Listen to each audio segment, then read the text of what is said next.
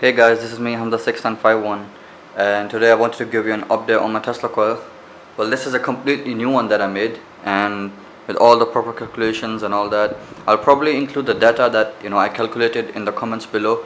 It's a 450 watt Tesla coil with a 15,000 volt 30 milliamp neon sign transformers. It has two gaps. One is a main spark gap on your left, and the one on the right is the capacitor spark gap, which I don't usually fire right now because the distance is too much, so it doesn't fire. And then I have 20 mmc capacitors connected in series, which gives me 7.5 nanofarads. And to be very close to the resonant frequency, I need to have a capacitance of about 5.36 nanofarads if we're talking about 60 hertz frequency here. I live in the Middle East, so the frequency output that I get is 230 volts 50 hertz. That's why I have an inverter which converts it to 110 volts with 60 hertz. So this coil gives you pretty good sparks. The secondary has 1655 turns, and as you can see, there's a change of color as well, because the wire on the bottom is a 27 gauge wire, and then when I was winding it and when I had 1033 turns, the coil finished, so I had to take a 30 gauge wire that I had and I winded it up. So when I was calculating the resonant frequencies of the secondary coil, I had to calculate the capacitance and inductance of the two coils separately and then add it to the capacitance of the toroid that I have. And also I calculated the resonant frequency of this. I don't remember it right now, I'll just tell you in the data list. The primary coil, it has about 14.5 turns, and this is the point where it gives me the maximum spark output. But I calculated the spark output to be about 15.7 turns. But since the toroid does not give me a proper capacitance that I calculated, it gives me that tuning point works just fine. So let me just fire it up and let's see how it goes. Alright guys, I'm going to fire the Tesla coil. Just a safety precaution, make sure you stay away from this when you turn it on, and wear some safety on your ear because it gets very loud. I'll be turning it on in 5, 4, 3, 2, 1, go.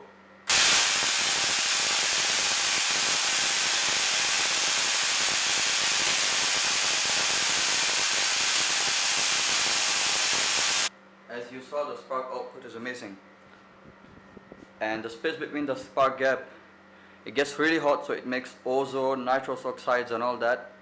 It gets poisonous, so make sure you're in a very good air ventilated room. Alright, this time I've added a streamer, so all the lightning will basically come out of there.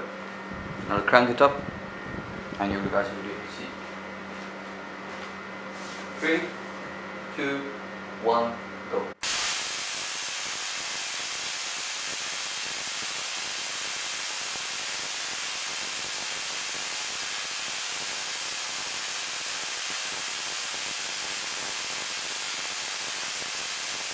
Alright guys, now I will have a neon bulb and a fluorescent light. When I turn the coil on, they will turn on due to the high magnetic field around the area, around the coil.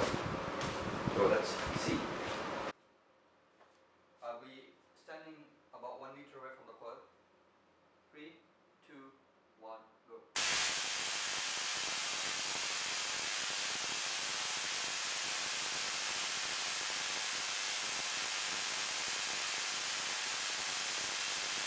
Alright guys, here I have a small streamer that I want to show you. It's just a loop of wire and it will spin when I turn on the cord.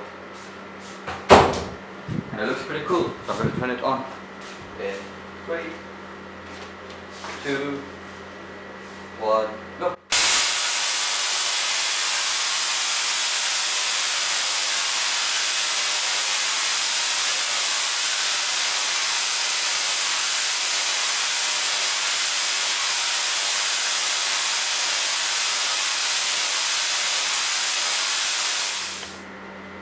It's just the last time I'm turning it on without a streamer wire.